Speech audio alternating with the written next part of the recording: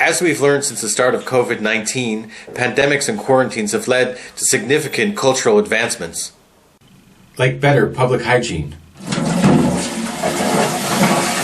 and Newton's theory of gravity.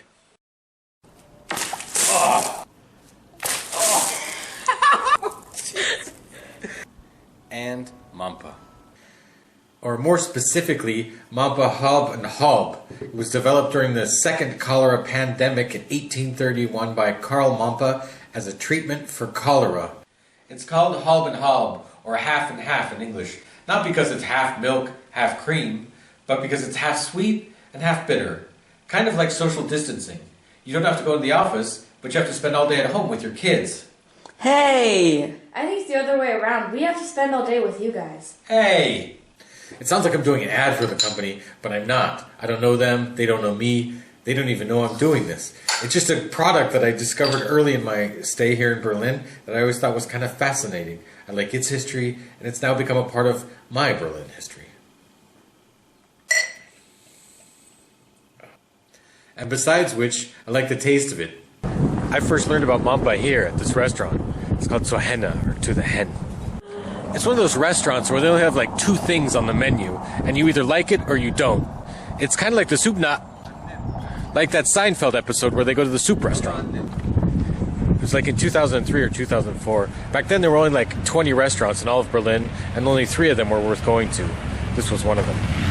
It was one of those dinners where for some reason you just got along with the waitress, and our kids were tiny, and it was one of those dinners where we just got along with the waitress.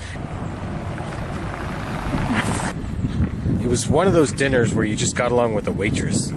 Our kids were tiny, and after we paid the bill, she said, "Hey, could I buy you guys a shot?" And she offered us one of their homemade schnapps or a Mampe. And I said, "What's a Mampe?" And then she told me the story that I told you, but without all the fact checking, so it wasn't all right. But every time I have a Mampe, I remember that night.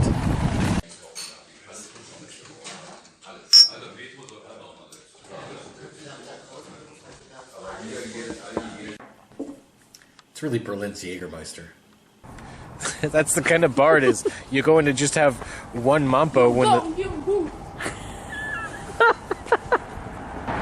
That's the kind of bar it is. It's daylight out when you go in for just one Mampe, and when you come out hours later, it's nighttime. Like that episode on the Seinfeld where they... Get your shit together. The founder of Mampe eventually gave the company to his 2 stepbrothers before he died, and then the stepbrothers actually made 2 separate Mampes, one in Hamburg and one in Berlin. And they didn't just make halb and halb, they made like 70 different kinds of alcohol, like gin and vodka, and some goofy Lufthansa cocktail. In 1926, Mampe bought a pygmy elephant for the Berlin Zoo, and of course they named it Alan. It was named Mampe. And that's why you get a little plastic elephant with every bottle of Mampe. This is Kudamm, in what used to be West Berlin, and is now just Western Berlin. It was Mampe's Gute Stube, which in German means like nice pub. Think like Cheers, but instead of Norm, you've got Hans. It was a bar run by Mampe at Kudamm 15. The pub had a window in front with a Mampe elephant on it, and even after the pub was gone, the window was still there, but it became McDonald's.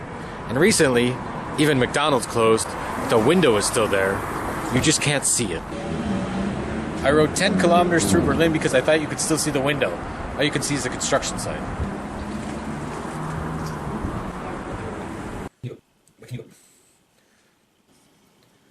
Halb and halb was such a common thing in Berlin in the early 20th century that Jewish Wehrmacht soldiers at the start of the Second World War called themselves halb and halb, half Jewish, half German.